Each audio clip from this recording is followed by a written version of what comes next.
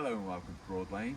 My name is Adrian and I'd like to show you over the exterior of this Coachman Acadia Platinum 520 model in this particular case. This will apply to all the Acadia range that we have this year. Thank you. So if you'd like to follow me this way, just come down to the near side of the vehicle. Beyond the entrance door, it's just the silver panel for this year. So it's a new exterior colourway that we're using. Obviously the entrance door. So also on the inside of the door we have a bin for refuse, and we also have an awning light which operates off a key fob system. So I'll just turn that on, as you can see, and I'll turn that back off again. So it all works off a key fob operation, and I'll explain this particular system shortly. So moving further down the vehicle, as we're going through, we're into the kitchen area on this particular model layout. These are refrigerator vents. The refrigerator is hermetic, and then we're coming into a storage locker, or giving us access to underneath this front near side seat area. So again, using the one key, open it, turn that key 180 degrees, and unfortunately we've got the carpets there in there, but that is giving you full access into that locker area there. And then also included is a barbecue point on the outside. This chrome nozzle fits into the brass union, and then that allows you to rotate the red valve itself. That will only rotate when the nozzle's in place, so it's a safety feature. And we've also got a 230 mains point on the outside of the vehicle for use inside an awning. Moving now to the front, all the Coachman fronts are looking in this type of layout. So in other words, we've got two lockers, one on the near side, one on the offside. The one on the near side is always the gas locker. So I'm just going to move to the side so I can open this one up. And in there we have got a 6 kilogram cylinder, but there is sufficient room to allow for a second cylinder to be in play as well.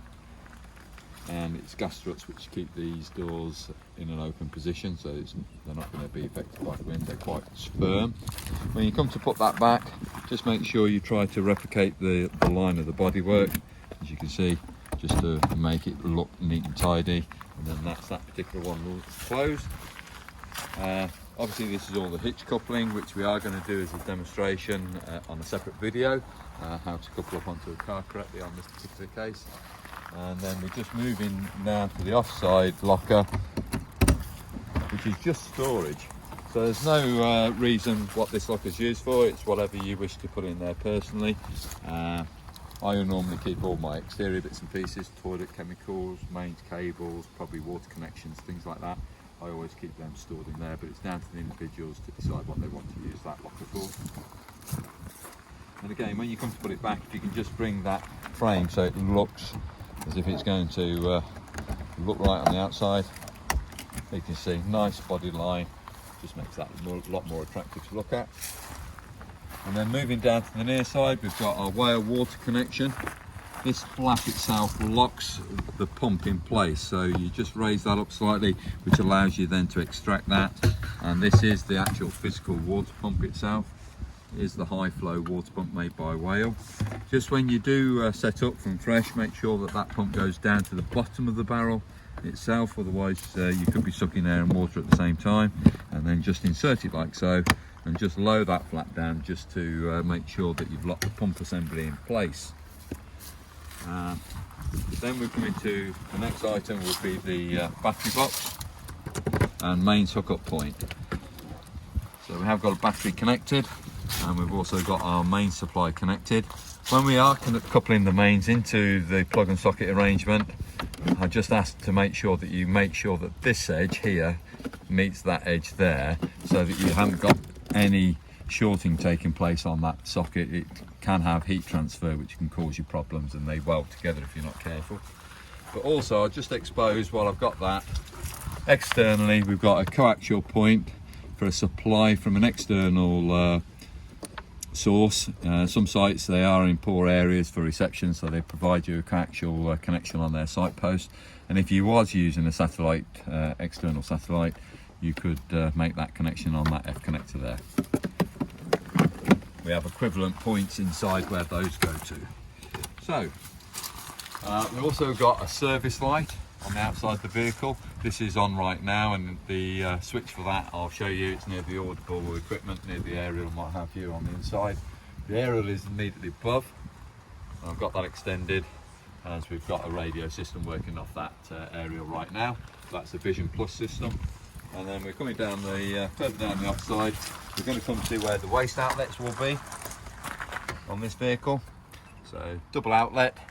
One will serve from the kitchen sink and the vanity basin, and the second outlet is from the shower tray only. So that's what we have here. And then we're coming into the toilet compartment, and this is the cassette. So we've got two tanks.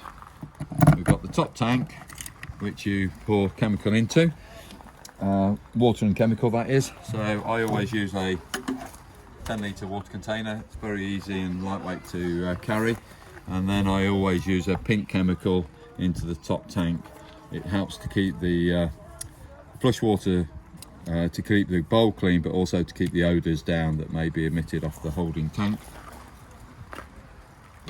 And that's approximately 10 litres that particular tank holds. And then into the cassette area, it's the larger door, one below. You grab the orange handle, lift it, you extend it out, and then you extend that handle to make it easier for rolling along the ground. When you get to your chemical disposal point, just put those back down there, you extend the nozzle round, you remove the end cap, which is also doubles up as a measuring cap. So I don't know if you can see it inside there. There's various elements of what level of concentration of chemical you put into the holding tank. But I'll come back to that shortly. Press the orange button in, and then as you press and hold that in place, you rotate it over like so, so that is the lowest point on the toilet, and all the waste material comes out of that particular funnel into your chemical disposal point.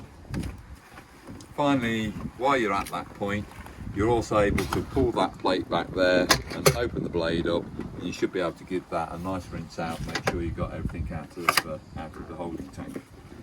So into that holding tank, when you charge it, you put either a blue or a pink chemical, blue or green chemical. The blue chemical is the standard product that's on the marketplace. The green is formaldehyde free and should be used if you're actually emptying the cassette into a septic tank. So that's that, and just our chemicals that we use. And that's lockable. It's only the one lock that you need lock. That one's still open, but that one's a lock point. So moving on to the rear now. It's a nice, very stylish rear panel, very smooth. We're using tungsten bulbs, so these are not LED in their illumination of the rear road lights. Some of the manufacturers do use LEDs, which can be quite a large illumination, but nice back on this particular Coachman. And then coming on from here, we will be moving now on to the interior of the vehicle, so I hope you find that very useful. Thank you for watching.